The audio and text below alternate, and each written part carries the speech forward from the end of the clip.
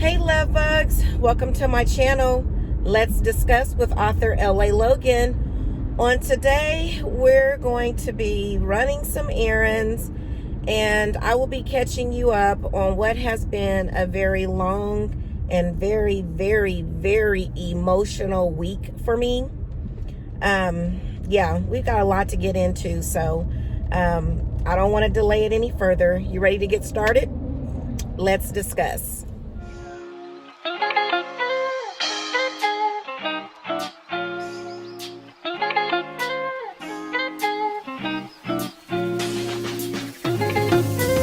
How's everybody doing?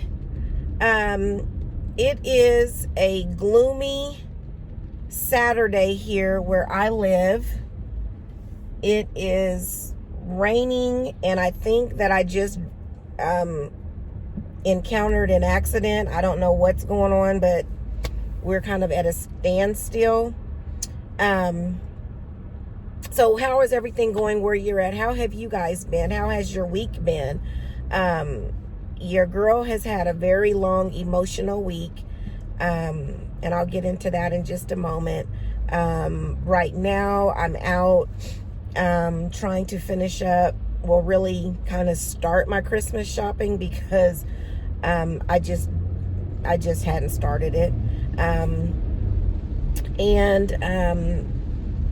Yeah, just trying to get some things done that I need to get done. I got several errands to run, so hopefully this won't be too long of a video, but it just might be. And of course my phone always rings when I'm trying to talk to you guys, so give me a second, guys. So fortunately there was not an accident. I think it's just a lot of traffic, a lot of people out trying to get their last minute Christmas stuff done. And that was my daughter calling me to see if I wanted her to bring me something to eat. She was on her way back home. She didn't realize I was out. One of the places that I need to go is the mall. And oh gosh, why did I do this to myself? Why did I wait last minute to Christmas shop? The time got away from me, just like it got away from me with the Christmas tree.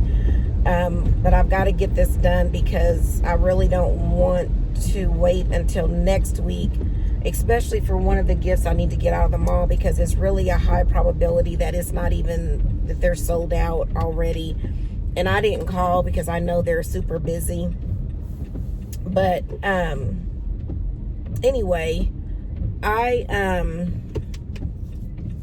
have had a long week, a long emotional week.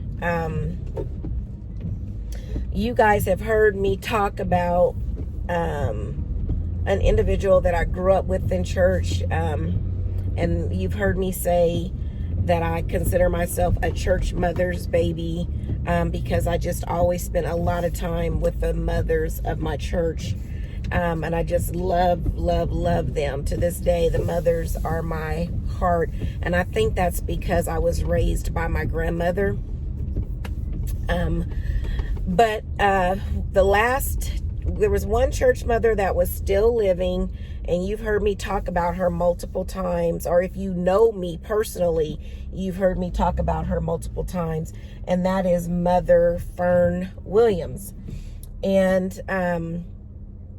maybe a month ago, she had a fall, and during that process of, she really damaged her eye. She broke some bones in her face, and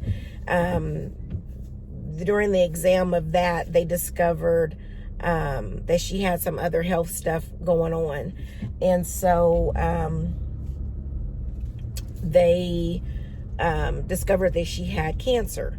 And it was, initially just, they thought it was stage 1. They caught it early, and, she was going to be starting chemo this week, and everything, it was promising. There was, no bad diagnosis or what have you. So anyway, they treated her for the fall.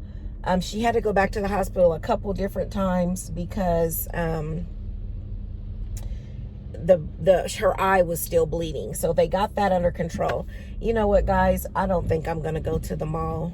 I really don't. I'm going to have to try I'm just going to have to try to come maybe tomorrow when I get out of church, because the parking lot is full. There are literally no parking spaces.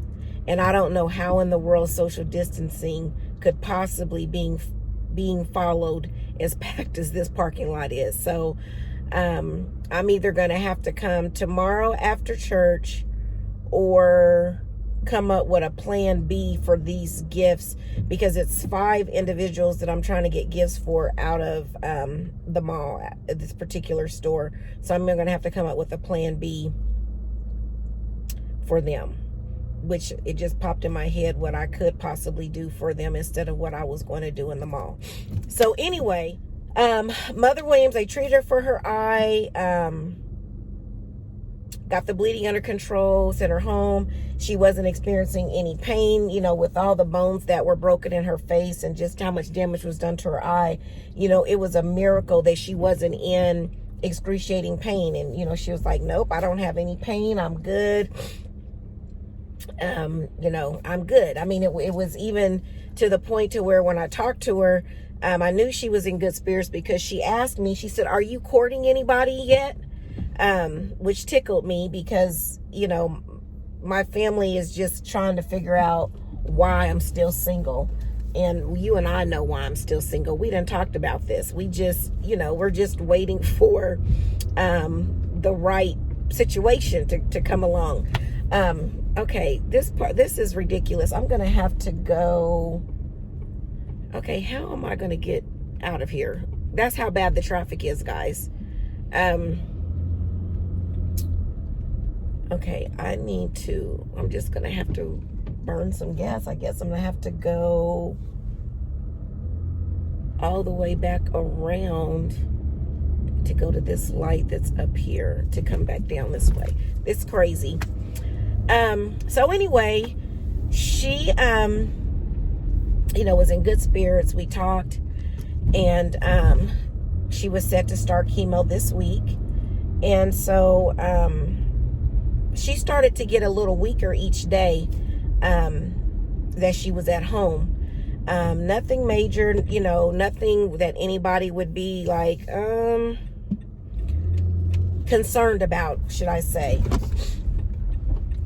Well, last week she got even more weaker, and you could just tell that something wasn't right, but you could also attribute it to the fact that she had fallen and was still recovering from that. And she's older, so it just didn't signal major alarm bells. Well, over this past weekend, she was still alert, talking,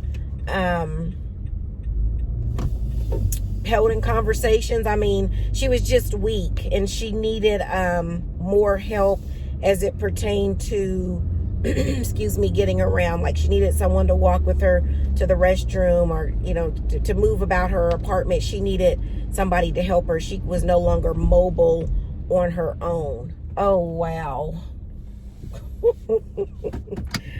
I'm gonna show you guys this traffic. I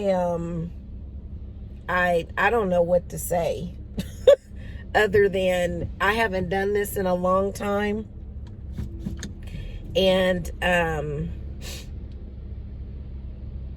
I am not used to being out in Christmas shopping like this. Like, normally I would have already bought all my stuff by now. I may have needed to do 1 or 2 things, and bulk of it I probably would have ordered online.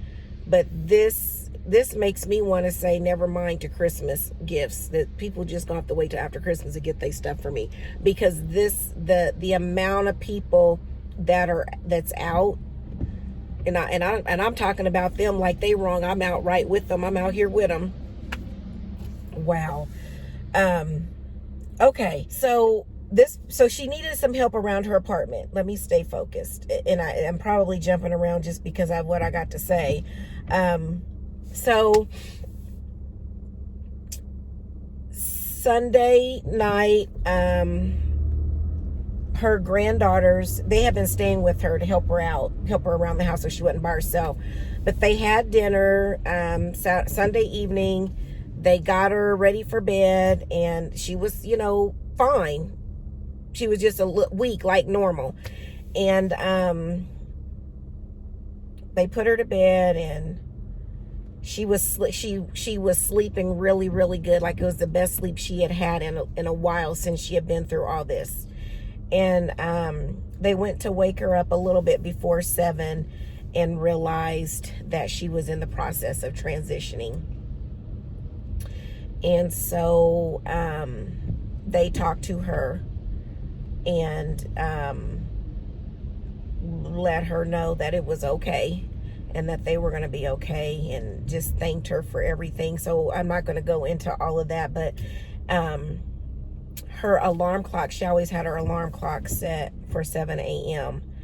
And just as her alarm clock went off at 7 a.m., she took her last breath. And so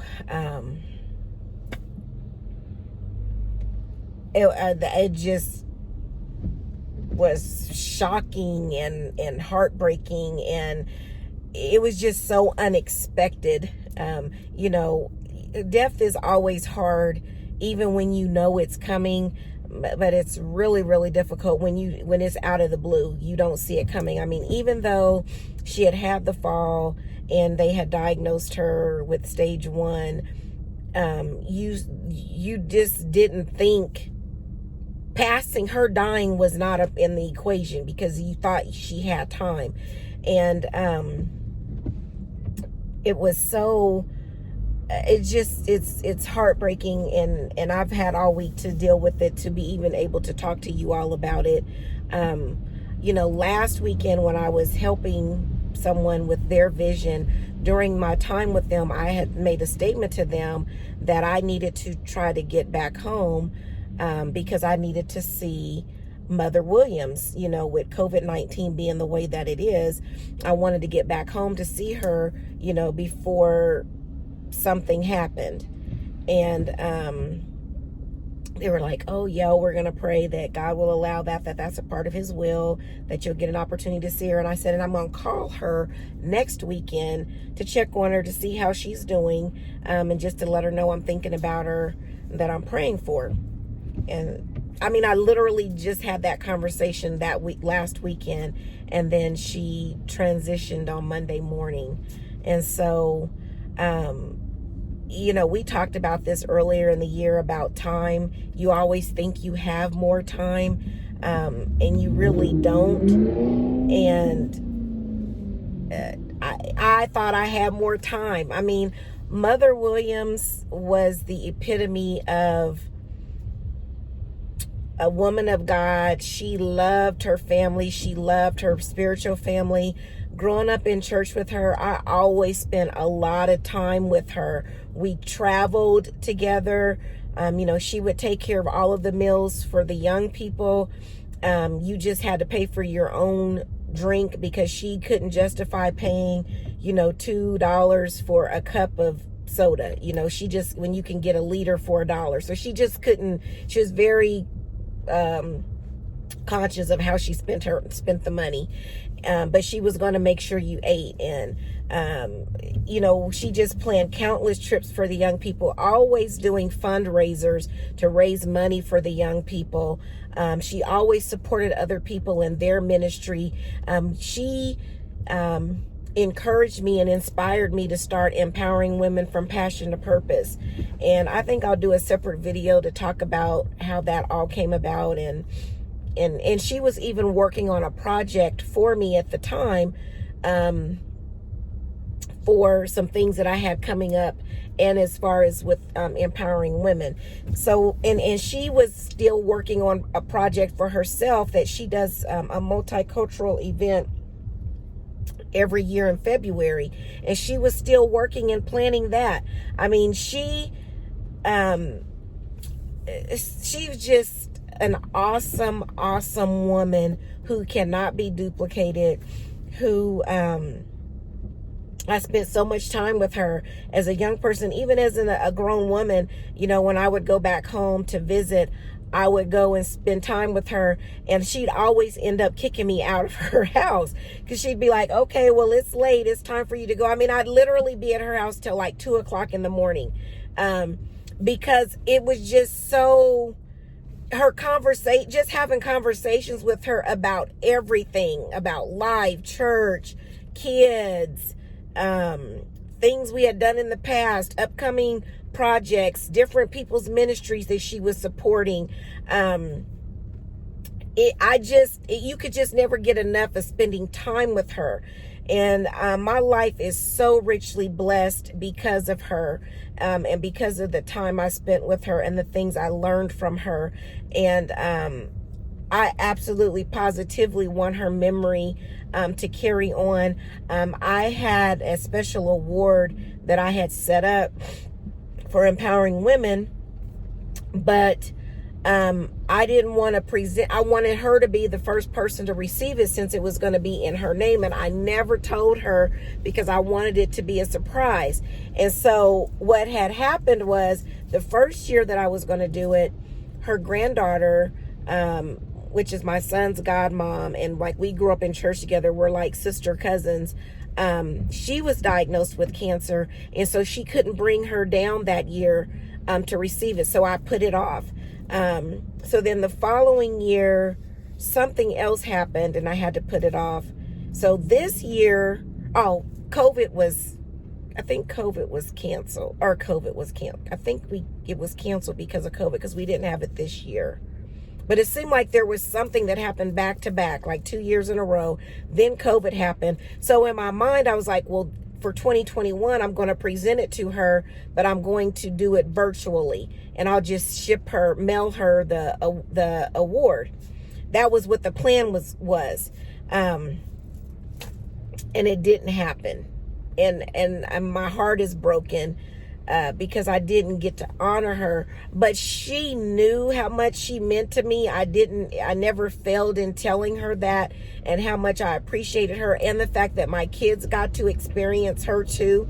You know, she was their Sunshine Band leader, so she got to instill in my children what she put in me, and I count that a blessing, and I'm happy about that.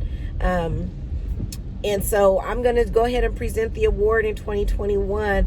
I'm just going to, she's just not going to be here physically to get it, which breaks my heart, but I thought I had more time.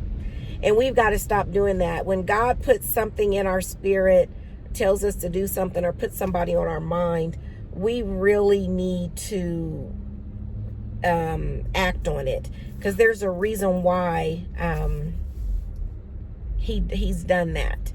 And so, yeah, my mother Williams is gone, and I'm just, I can't believe it. It's still not real to me. It's still not real to me. But the one thing that I can rest in is that I know she's with the Lord.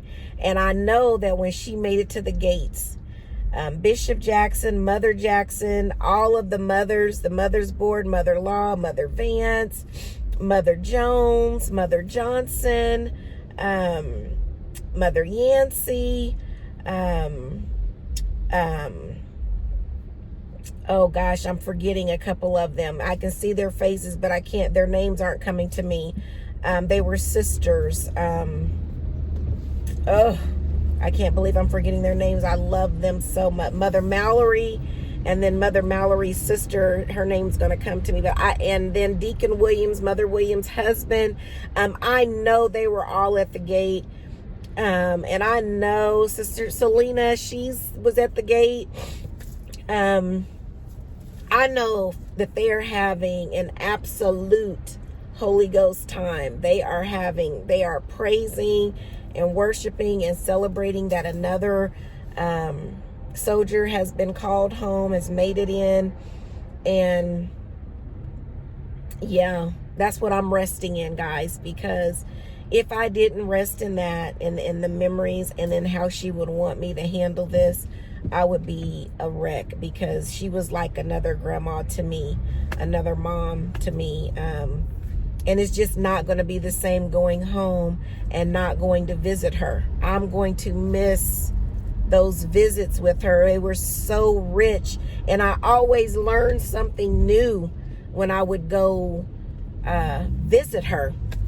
And so, yeah, that's kind of what your girl has been dealing with. I have been just an emotional this week. It's been an emotional week. And I thank God for the prayers, and then praying for her family, because I know it's hard for them. Her granddaughters, her grandsons, her sons, her daughter-in-laws, her sisters, nieces, nephews, everybody. When I say she touched several lives, I mean her friends, she touched many, many, many, many, many, many lives. And yeah, she's this awesome woman of God that has gone on to be with the Lord. And so I'm just going to rest in that. And I think because this blog was so long, I'm going to end this one here. Yeah, I'm going to end this one here. So I'm going to insert a clip of the last visit I had with Mother Williams. And it's her teaching my children. She was always teaching you something, no matter what it is, no matter how minute it might be. It really had a meaning. And I'm going to insert that. And I just ask that you pray for her family, that God will give them strength through this time. And we'll continue to celebrate her memory. Cataract removed this one here. And then I put this one leaf in here for 7 weeks, so it must be roots down there. It's still alive. See, that's growing over here, but all right, turn around. Y'all ready to do the picture? Okay.